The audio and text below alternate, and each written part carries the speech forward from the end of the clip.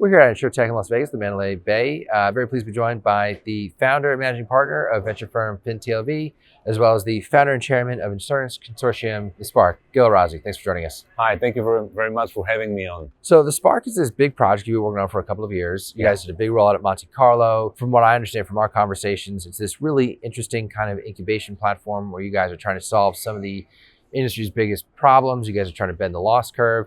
Just tell us a little bit, what is the Spark? What are you hoping to accomplish? Who's involved? And what's the ambition? We have a big ambition to change the insurance industry. And you know, it's not easy to establish a consortium in the insurance industry. Yeah. Many of these consortiums were failed. So in the last, I think, 4 years, we've been exploring the industry, and we're very deeply involved in many projects and working with many companies. And we have seen that, first of all, the insurance industry is now less looking for early stage companies. Yeah. Deployments are very few and success stories are also few.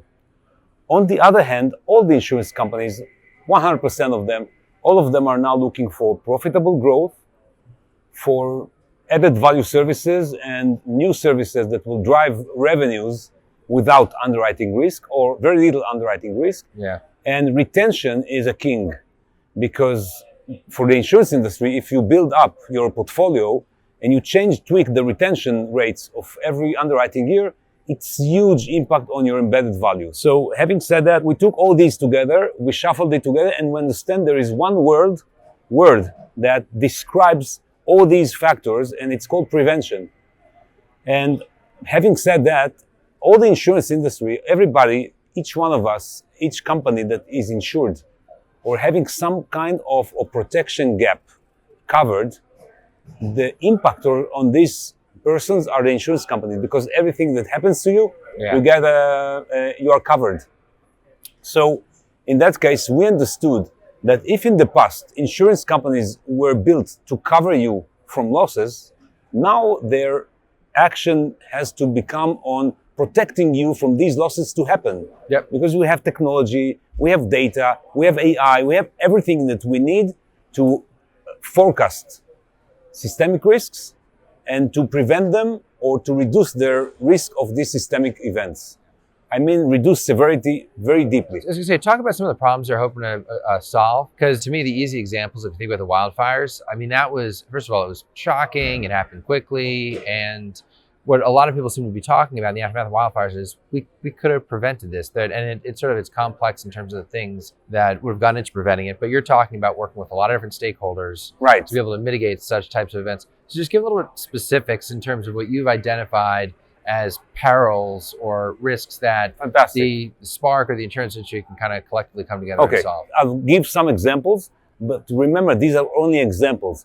We're going to utilize mature technologies, not early stage companies, proven technologies to predict and prevent. For example, we cannot prevent earthquake. Earthquake, when it happens, it happens.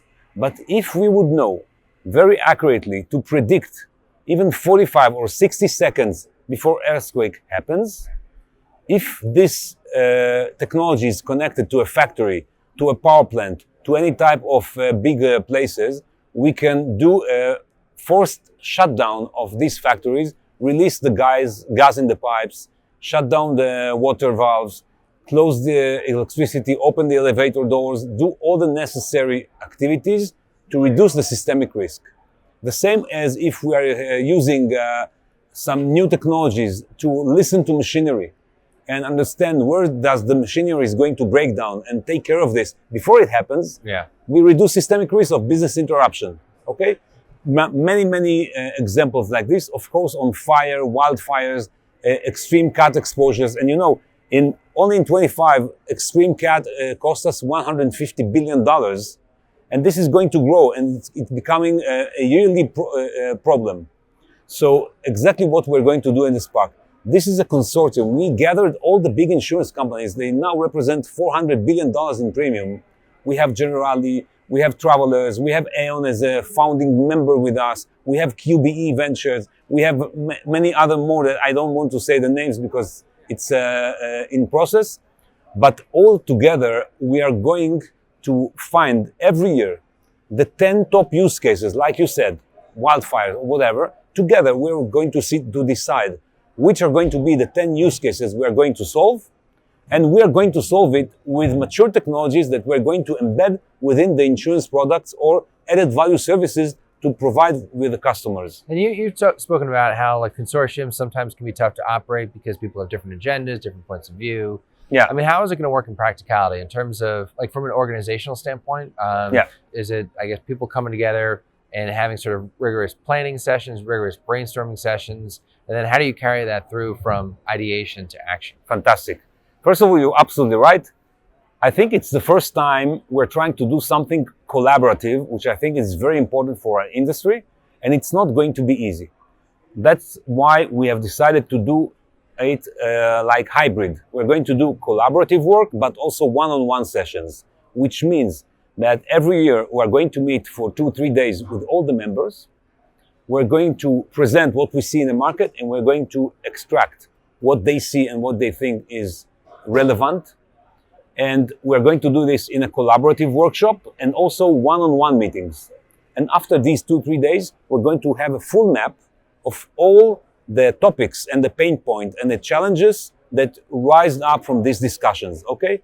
Then we're going to go to the advisory board of the Spark, which consists 12 of the leading insurance guys in the industry. And together with them, we're going to analyze which are the top 10 use cases we're going to focus on for next year. Now, on collaboration, as I said, it's a challenge. So we have decided to do 2 or 3 collaborative projects every year, but every company we're going to do with them also, in addition to this, 2 or 3 projects for themselves, okay, standalone. And gradually, we will move forward with more and more collaborative work as people will gain more, you need to know each other. You need to see that you are speaking the same language, the same appetite, and the same ethics. And this is why we also build a very strong antitrust policy for the Spark. And 2 very different questions. One, talk about the resourcing model, because when we were in Monte Carlo, we were talking about Aon's involvement, Aon's partnership, and Aon's technology team being involved. So it seems like that's a pretty significant component. And then something totally different question. Talk about the tie-in with FinTLV and sort of the ventures background, the ventures wisdom and perspective that you're able to bring. So, right. Yeah, 2 very different questions. Okay, very good. Okay. So we are a VC. And we invested and led rounds and exited very large companies like Hippo, like Next Insurance, like Corvus, and many others. And we are investing in many companies like this. But I think that for the Spark initiative, we are going to drive new companies that might use mature technologies, but build it as a new insurance product. For example, tech-enabled MGA for power plants. If we utilize technology for these power plants and we know how to build this program together with Aon and all our partners, because Aon has a very strong ability to drive the risk modeling, the pricing models. We have also companies in our portfolio that are going to help us like Accurate and others. And together we're going to build new products to file them, maybe to put the first money for tech-enabled MGAs and drive them to the market with all the insurance members that are there to help us and to work with us on these. So we are going to have design partnerships. We are going to have co-investment opportunities. We're going to have new programs to the market. And what does success look like? If you were to look out 1 year, 2 years, 3 years, 5 years, whatever, like in terms of your vision, what would be success and what are you hoping to accomplish? Great question. So I think that first of all, the Spark initiative is it's not for profit. We want to drive value to an industry, okay? For me, a success story would be that the first year, we do all this collaborative work and we have even 1 or 2 projects going on all along the way. And in 2027, we implement them in full scale. For me, it will be success story if on the next year after, we also add health and life insurance into this type of program. And every year we need to drive 2, 3, 5 new solutions to the market that will reduce systemic risk, reduce severity of events, protect people, and reduce the protection gap for everybody that is insured. And what are you hoping to accomplish this week while you're here? Obviously, you're a busy guy. You got a lot of meetings, seeing a lot of people. What's on the agenda for you? What are any themes that maybe you've picked up already that you want to hear more about? Like, what's your sense of this event this year? Because it's been going on for like 10 years or whatever it is. So it's evolved, it's matured. What are you hoping to accomplish and what do you make of it so far? So first of all, I love ITC. It's the best gathering in the world that you meet everybody. And I think for me, it was very important to see all my friends here and all my colleagues and to join. And we had a very nice event of celebrating the Spark with all the members and new members that are joining now us here.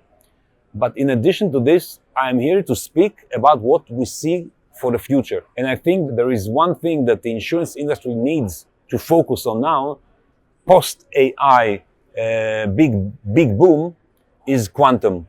And this is what I'm talking about on every stage, because I think that if in 5 to 10 years we have an operational quantum computers, this is going to drive our industry completely different. We are going to have huge risks on the cyber, completely different new risks. We're going to have new risks on new technologies, but on the other hand, we're going to see changes in lifespan, in longevity, which will drive also the annuity market, the health insurance market, the life and the everything. So all the long tail products.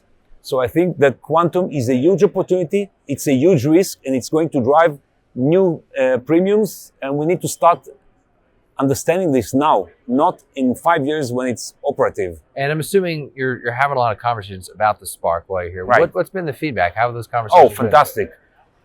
Everybody's looking for preventative measures. Everybody thinks that moving from reactive to proactive prevention is very important. And I think everyone we spoke with, all the insurance companies we spoke with, everyone is pro the Spark. And I really hope this would succeed. This is just a gift to the industry. Gil, thank you so much for taking the time. Really appreciate it. Thank you so Enjoy much. the rest of the event. Thank you very much. Thank you.